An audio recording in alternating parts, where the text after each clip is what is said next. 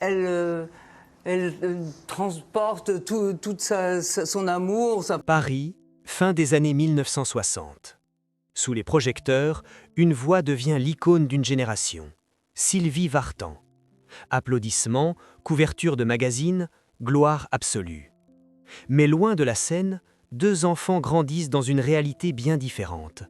L'un naît au cœur d'un couple mythique de la chanson française, l'autre arrive d'un autre continent, adopté dans le silence et la discrétion. Pour eux, la célébrité n'est pas un rêve, mais un héritage lourd à porter. La renommée de leur mère a-t-elle été une protection ou une prison invisible?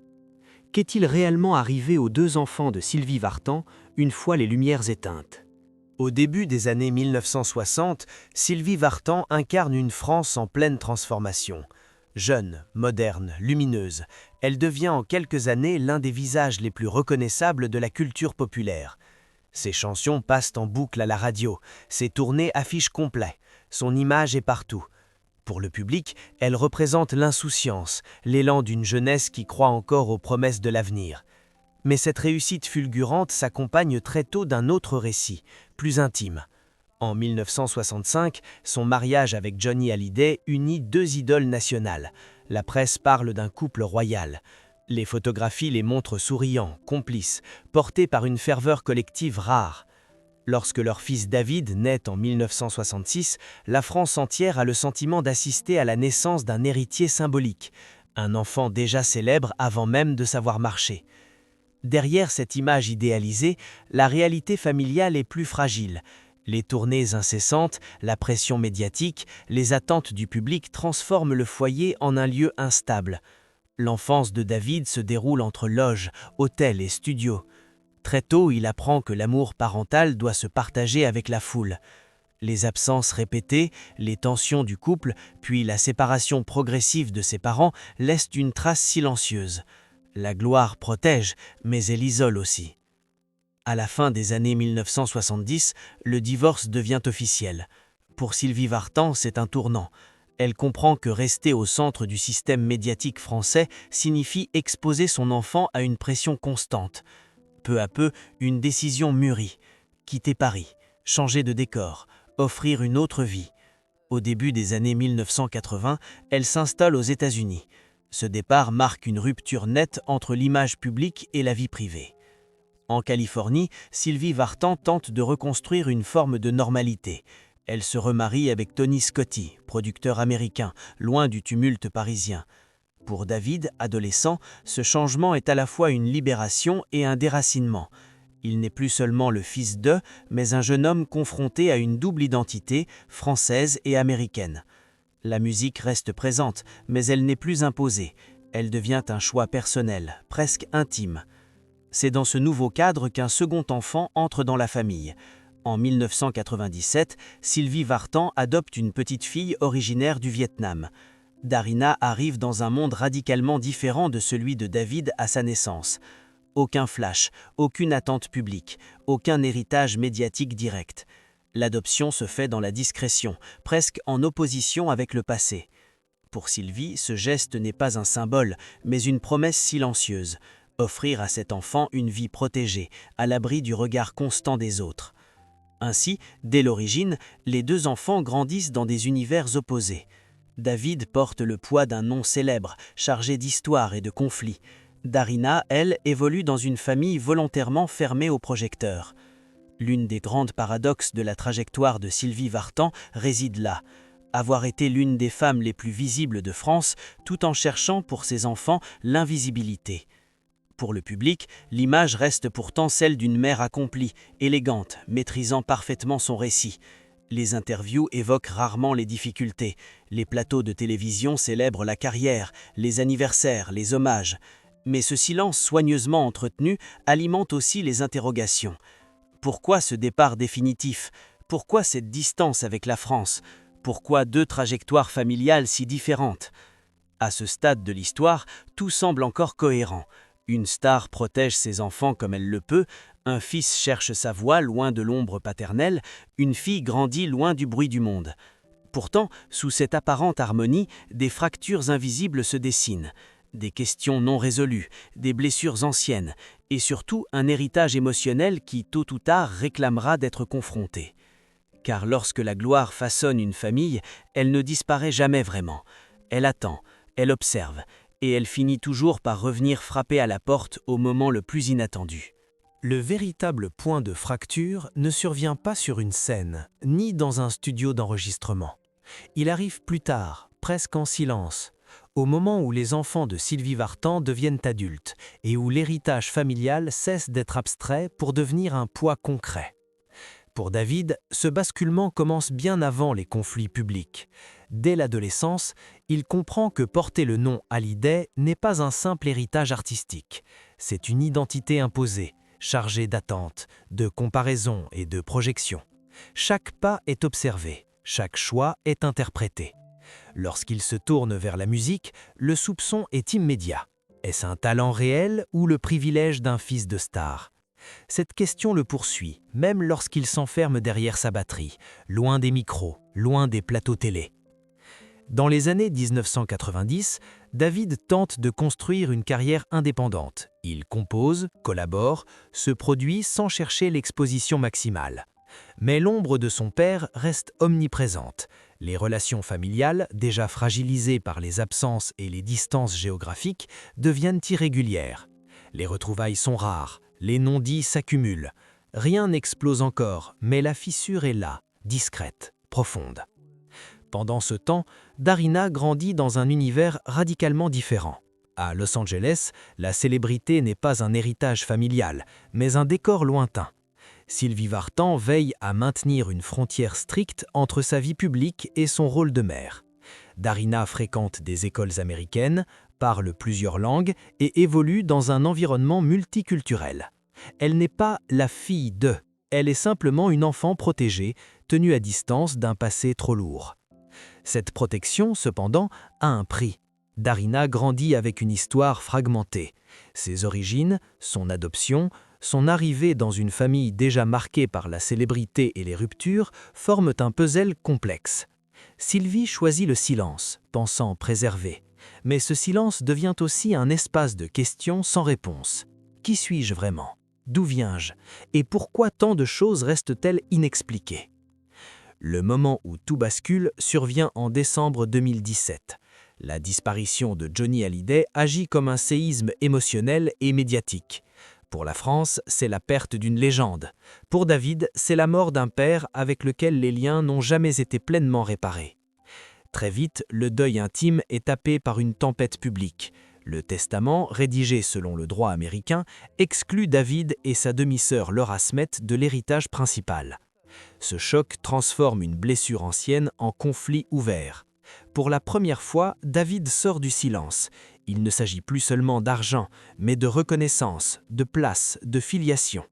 La procédure judiciaire qui s'ensuit expose au grand jour ce que la famille avait toujours tenté de contenir. Les médias dissèquent chaque déclaration, l'opinion publique se divise, le fils devient un symbole, malgré lui. Sylvie Vartan se retrouve alors dans une position délicate, mère de David, ex-épouse de Johnny, figure respectée du public. Elle soutient son fils, mais refuse l'escalade médiatique. Son attitude est mesurée, presque austère. Pas de règlement de compte public, pas de phrase choc. Ce choix, fidèle à sa trajectoire récente, renforce pourtant le contraste entre ses deux enfants. L'un est projeté sous une lumière crue, l'autre demeure dans l'ombre. Pour Darina, cette période est marquée par une absence presque totale de visibilité. Elle ne s'exprime pas, elle n'apparaît pas dans les débats. Son existence même semble suspendre au récit des autres. Cette invisibilité, voulue et entretenue, devient paradoxale. Plus le conflit autour de l'héritage s'intensifie, plus son silence interroge. Est-ce une protection ou une manière d'échapper à un drame qui ne la concerne qu'indirectement ? Le conflit judiciaire s'étire sur plusieurs années. Pour David, chaque audience ravive les blessures anciennes. Les souvenirs d'enfance, les attentes déçues, les distances n'a jamais comblées. Le combat est éprouvant, émotionnellement et symboliquement. Il comprend que même en cherchant la justice, il ne pourra jamais réparer totalement le passé. En 2020, un accord est finalement trouvé. Le dossier judiciaire se referme. Mais les conséquences, elles, demeurent. Pour David, cette période marque un avant et un après. Il affirme publiquement avoir enfin trouvé une forme d'apaisement, mais reconnaît aussi que certaines fractures ne disparaissent jamais. Pour Sylvie Vartan, c'est la confirmation que la célébrité, même si elle est maîtrisée, laisse des traces profondes dans la sphère familiale. Et Darina ? Elle continue son chemin loin des projecteurs. Études, engagement personnel, vie discrète. Son nom apparaît rarement dans la presse. Pourtant, son histoire est peut-être la plus révélatrice, celle d'un enfant adopté pour être protégé du monde, mais qui grandit dans l'ombre d'un passé qu'elle n'a pas choisi. Ainsi, le moment de rupture ne se limite pas à un événement précis. Il s'étend dans le temps, il traverse les générations, il transforme la gloire en héritage ambigu et l'amour parental en équilibre fragile. La question centrale demeure alors intacte. Quand on naît ou qu'on grandit dans une famille de légende, peut-on réellement choisir son destin ? Avec le recul, l'histoire des 2 enfants de Sylvie Vartan ne se résume ni à un conflit d'héritage, ni à une opposition entre lumière et discrétion. Elle révèle un mécanisme plus profond, presque invisible, celui d'une célébrité qui façonne les liens familiaux bien après la fin des applaudissements. Pour David, la vérité commence à émerger lorsque le tumulte judiciaire s'apaise. Il comprend que le combat n'était pas seulement dirigé contre un testament, mais contre un sentiment ancien d'effacement. Toute son enfance a été marquée par des absences symboliques. Un père omniprésent dans l'imaginaire collectif, mais rarement disponible dans l'intimité. Une mère protectrice, mais elle-même contrainte par un système médiatique exigeant. Cette configuration crée un paradoxe douloureux, être entouré de millions d'admirateurs tout en grandissant avec une impression de solitude. Les interviews accordées après la fin du conflit le confirment. David évoque davantage le besoin de reconnaissance que la question matérielle. Il parle d'un manque, d'un vide émotionnel jamais comblé. La célébrité, dans ce contexte, agit comme un amplificateur. Elle rend chaque blessure plus visible, chaque silence plus lourd. La vérité, pour lui, n'est pas accusatrice. Elle est lucide. Il accepte que certaines histoires familiales ne trouvent pas de réparation parfaite. Du côté de Darina, la vérité prend une forme différente. Elle n'éclate pas dans les médias, elle se construit lentement, dans l'intimité. Grandir en tant qu'enfant adopté implique déjà un questionnement identitaire profond. Lorsqu'on y ajoute une famille marquée par la notoriété et les ruptures, ce questionnement devient encore plus complexe. Sylvie Vartan a choisi de protéger sa fille par le silence. Mais ce silence, avec le temps, devient un espace à habiter, parfois difficile. Peu d'éléments filtrent sur la manière dont Darina vit son histoire. Ce que l'on sait, c'est qu'elle a été encouragée à se construire en dehors des codes du spectacle. Pas de carrière artistique imposée, pas d'exposition médiatique. Ce choix parental, rare dans un univers où la transmission de la célébrité est souvent valorisée, constitue en soi une vérité essentielle. Sylvie a tenté de corriger avec sa fille ce qu'elle n'avait pas pu maîtriser avec son fils. 2 réponses différentes à une même blessure originelle. Cette différence de trajectoire révèle un point central. La célébrité n'affecte pas seulement les enfants de la même manière, elle s'adapte au contexte, aux époques, aux décisions des parents. David est né à une époque où la frontière entre vie privée et vie publique était presque inexistante. Darina, elle, arrive dans un monde où la discrétion devient une stratégie consciente. Entre les deux, il y a 30 ans d'expérience, de regrets et de tentatives de réparation. La vérité, souvent ignorée, réside aussi dans le rôle de Sylvie Vartan elle-même. Longtemps perçue uniquement comme une icône élégante et maîtrisée, elle apparaît ici comme une mère confrontée à des dilemmes impossibles. Comment protéger ses enfants sans renier son identité publique? Comment transmettre sans écraser? Ces choix peuvent être discutés, mais ils s'inscrivent dans une logique cohérente, celle d'une femme qui a compris trop tôt que la gloire ne pardonne rien. Il est tentant d'opposer David et Darina, le fils exposé, la fille cachée, le conflit et le silence. Pourtant, cette opposition masque une vérité plus subtile. Les 2 enfants partagent un même héritage émotionnel, celui d'une famille où l'amour existe, mais doit composer avec des contraintes extérieures permanentes. L'un affronte cette réalité frontalement, l'autre la contourne. Aucun des 2 chemins n'est plus facile que l'autre. À travers eux, une question plus large se dessine. La célébrité est-elle transmissible sans dommage? Peut-on hériter d'un nom célèbre sans emporter le poids psychologique? Les réponses restent ambiguës. David trouve une forme de paix en acceptant son histoire telle qu'elle est, sans chercher à la réécrire. Darina, de son côté, semble construire sa stabilité dans l'effacement volontaire. Deux stratégies de survie face à une même origine. Ce qui apparaît enfin, derrière le silence et les choix divergents, c'est une vérité rarement admise. Les enfants de stars ne sont ni des privilégiés absolus, ni des victimes permanentes. Ils sont avant tout des individus façonnés par des contextes exceptionnels, souvent sans avoir eu la possibilité de les choisir. La célébrité ne crée pas le drame, mais elle modifie sa forme. Elle rend chaque décision plus lourde de conséquences. À ce stade du récit, une chose devient claire. L'histoire des enfants de Sylvie Vartan n'est pas une affaire de scandale, mais de transmission émotionnelle. Une transmission imparfaite, parfois douloureuse, mais profondément humaine. Et c'est précisément dans cette imperfection que se cache la vérité la plus dérangeante. Au terme de ce parcours, une évidence s'impose. L'histoire des deux enfants de Sylvie Vartan n'est pas celle d'un accident spectaculaire, mais celle d'un héritage silencieux, lentement transmis, parfois trop lourd pour être nommé. Une histoire où la célébrité agit moins comme une récompense que comme une force invisible, capable de modeler des destins entiers. David et Darina n'ont pas grandi dans la même époque, ni sous les mêmes règles. Pourtant, ils partagent une origine commune.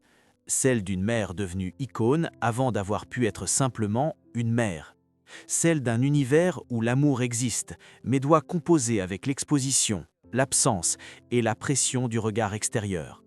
Leurs trajectoires divergentes ne sont pas des contradictions, elles sont des réponses différentes à une même question initiale. Comment exister quand on est dans l'ombre d'une légende ? Pour David, la réponse a été l'affrontement. Non par goût du conflit, mais par nécessité intérieure. Dire ce qui n'avait jamais été dit, reconnaître les manques, accepter que certaines blessures ne se referment jamais complètement. En prenant la parole, il a choisi de se réapproprier son histoire, même si cela impliquait de traverser une tempête publique. Ce choix lui a coûté cher émotionnellement, mais il lui a permis de ne plus être seulement le fils de. Il est devenu un homme qui assume son héritage sans s'y dissoudre. Darina, elle, a suivi une voie presque opposée. Elle a grandi dans le retrait, loin des récits médiatiques et des conflits familiaux exposés. Son silence n'est pas une fuite, il est une construction, une manière de se définir autrement que par un nom célèbre. Dans un monde obsédé par la visibilité, choisir l'invisibilité devient un acte fort, peut-être même un luxe rare. Mais ce choix pose aussi une question troublante. Peut-on vraiment échapper à une histoire familiale aussi lourde? Ou la porte-t-on toujours en soi, même dans le silence? Au centre de ces deux trajectoires se trouve Sylvie Vartan. Longtemps perçue uniquement comme une figure maîtrisée, presque intouchable, elle apparaît ici dans toute sa complexité humaine. Une femme qui a tout connu très tôt, le succès, l'amour médiatisé, la rupture publique, et qui, avec le temps, a tenté de réparer autrement. Protéger davantage, exposer moins. Ces décisions ne sont ni parfaites ni universelles. Elles sont celles d'une mère confrontée à une réalité que peu de familles peuvent comprendre, élever des enfants sous le poids d'un mythe. Cette histoire ne livre pas de morale simple, elle ne désigne ni coupable ni victime absolue. Elle révèle plutôt une vérité inconfortable. La célébrité n'est pas seulement une affaire de carrière, elle s'insinue dans l'intimité, elle redéfinit les rôles, elle transforme les liens familiaux en équilibre fragile, toujours menacé par le regard des autres. Alors, qu'est-il réellement arrivé aux deux enfants de Sylvie Vartan ? Rien d'extraordinaire au sens spectaculaire du terme, ils n'ont pas sombré, ils n'ont pas disparu, mais ils ont dû apprendre, chacun à leur manière, à vivre avec un héritage qui ne se choisit pas, un héritage fait de lumière, de silence et de questions sans réponse définitive. Peut-être est-ce là la conclusion la plus juste. Porter le nom d'une légende n'est ni une bénédiction totale, ni une condamnation automatique. C'est une responsabilité invisible transmise sans mode d'emploi. Certains la confrontent, d'autres la contournent, aucun n'en sort indemne. Et lorsque les projecteurs s'éteignent définitivement, une dernière question demeure suspendue. La célébrité disparaît-elle vraiment ou continue-t-elle à façonner ceux qui en ont hérité longtemps après la fin des applaudissements ?